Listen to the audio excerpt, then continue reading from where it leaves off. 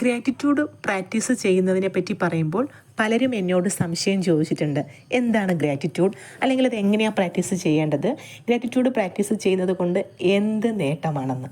ശരിക്കു പറഞ്ഞാൽ നമ്മുടെ മൈൻഡ് ക്ലെൻസ് ചെയ്യാൻ പറ്റുന്ന ഏറ്റവും നല്ല ഉപാധിയാണ് ഗ്രാറ്റിറ്റ്യൂഡ്, നന്ദി പ്രകടിപ്പിക്കുന്നത്.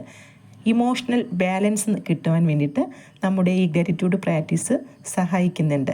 കൂടാതെ എപ്പോഴും ഒരു പോസിറ്റീവ് വൈബ് നമ്മുടെ മനസ്സിന് ഉണ്ടാകാനും ഗ്രാറ്റിറ്റ്യൂഡ് എക്സ്പ്രസ് ചെയ്യുന്നതിലൂടെ സാധിക്കുന്നു. ഇനി എങ്ങനെ ഗ്രാറ്റിറ്റ്യൂഡ് പ്രാക്ടീസ് ചെയ്യേണ്ടതെന്ന് വെച്ചാൽ, ഗ്രാറ്റിറ്റ്യൂഡ് മോർണിംഗ് ഗ്രാറ്റിറ്റ്യൂഡ് വാക്ക് ചെയ്യാം, ഗ്രാറ്റിറ്റ്യൂഡ് ജേർണലിംഗ് ചെയ്യാം, അല്ലെങ്കിൽ ഒരു പീസ് ഓഫ് മൈൻഡ് കുറച്ച് സമയം മിണ്ടാതിരുന്നിട്ട് നമ്മുടെ ബ്രീത്തിൽ തന്നെ ശ്രദ്ധിച്ചുകൊണ്ട് താങ്ക് യു എന്ന വാക്ക് തന്നെ പലവട്ടം മൈൻഡിലിങ്ങനെ റിപ്പീറ്റ് ചെയ്ത് പറഞ്ഞുകൊണ്ടേയിരിക്കുക.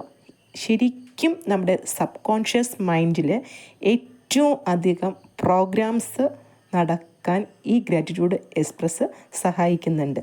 നമുക്കറിയാം, കോൺഷ്യസ് മൈൻഡും സബ് കോൺഷ്യസ് മൈൻഡും ഉണ്ടെങ്കിലും മനുഷ്യർ കൂടുതലും കോൺഷ്യസ് മൈൻഡിലാണ് ജീവിക്കുന്നത്. കോൺഷ്യസ് മൈൻഡാണ് നമ്മുടെ ഡെയിലി ലൈഫിൽ നമ്മൾ യൂസ് ചെയ്യുന്നതെങ്കിലും നമ്മുടെ കോൺഷ്യസ് മൈൻഡിനേക്കാൾ ഇരട്ടി പവർ സബ് കോൺഷ്യസ് മൈൻഡിലുണ്ട്. അപ്പോൾ ലോ ഓഫ് അട്രാക്ഷനിലെ എല്ലാ കാര്യങ്ങളും സാധ്യമാക്കുന്നത് സബ് കോൺഷ്യസ് മൈൻഡിൻ്റെ പവർ കൊണ്ടാണ്. ഗ്രാറ്റിറ്റ്യൂഡ് എക്സ്പ്രസ് ചെയ്യുക, ഗ്രാറ്റിറ്റ്യൂഡ് പ്രാക്ടീസ് ചെയ്യുന്നത് നമുക്ക് കൂടുതൽ ഉന്മേഷവും ഉണർവും ഒരു മനോധൈര്യവും കാര്യങ്ങളൊക്കെ വളരെ എളുപ്പമാക്കുന്നുണ്ട്.